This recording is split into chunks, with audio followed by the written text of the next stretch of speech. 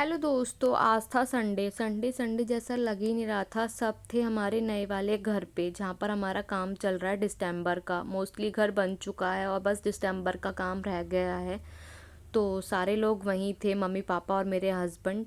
और मैं आज घर पे अकेली थी तो मेरा मन लगा नहीं। मैंने मम्मी को कॉल करके कहा कि मम्मी मैं भी आ रही हूँ। तो मम्मी ने कहा ठीक है तू भी आ जा। तो मैं बाहर बालकनी की तरफ आई, पहले कपड़ों को देखा कि कपड़े सूख गए हैं तो रख कर चली जाती हूँ। कपड़ों का बहुत बड़ा टारगेट होता है विंटर के सीज़न में सूखना। अगर ये सूख जाए तो बल्ले बल्ले मज़े ही आ जाते हैं। और ये सूखे नहीं थे, जो सूखे थे वो मैं अंदर रख कर चलती हूँ लॉक लगा के बाहर की तरफ।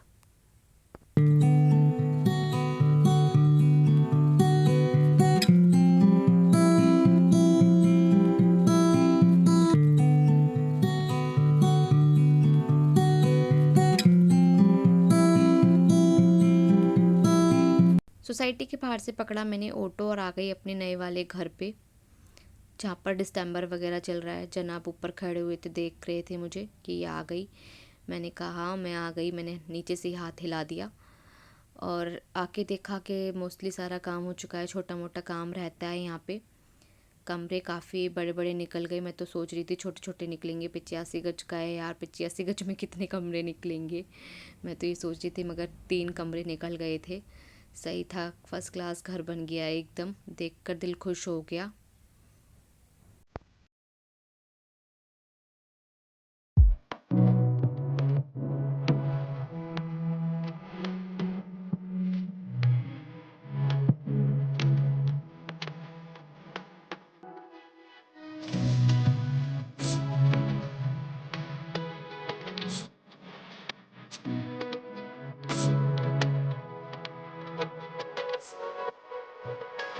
ऊपर की तरफ गई तो देखा मम्मी मुझसे हाय कर रही थी। मैंने कहा मम्मी यार मुझे छोड़कर आ गए तुम लोग, मेरे को भी साथ में लेकर आ जाते। तो मम्मी कह रही ठीक तो है, अब आ गई। मैंने कहा हाँ मैं आ गई, मेरा मन भी नहीं लग रहा था। यहाँ ऊपर आके मैंने पूछा छत पे ना ये जाल लगवाया है। तो मैंने कहा मम्मी ये किस लिए? तो मम्मी कह रही है वेंटिलेशन के लिए है। मैंने कहा यार ये ठीक है। फिर जनाब बात कर रहे थे पेंटर से, तो मेरा तो काफ़ी देर हो गई थी बैठे बैठे, तो मन भी नहीं लग रहा था। और मैंने इनको बोला कि चलो चलते हैं अब। तो ये कह रहे थे थोड़ी देर और वेट कर, नीचे बैठ जा फिर चलते हैं। मैं नीचे आके चेयर पे काफ़ी देर बैठी रही। तो फिर मैंने कहा मम्मी अब चलते हैं। मम्मी पापा बाहर की तरफ खड़े थे। मैंने कहा पापा मम्मी से बोल देती हूँ चलते हैं घर। मैं बाहर की तरफ इन लोगों को बोलने गई तो मम्मी कह रही चलो तुम लोग जाओ, हम लोग आ जाएंगे थोड़ी देर में। तो फिर मैं और मेरे हस्बैंड तो आ गए थे घर पर, और पापा मम्मी रह गए थे वहीं पे। वो थोड़ी देर बाद आए थे क्योंकि मम्मी की फ्रेंड मिल गई थी। मम्मी गॉसिप करने लगी थी उनसे।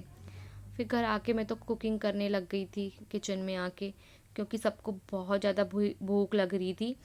और सब सुबह से तो मेरे हस्बैंड ने कुछ खाया भी नहीं था। तो फिर मैंने एक तरफ चढ़ाई दाल और दूसरी तरफ फटाफट से चढ़ाए चावल।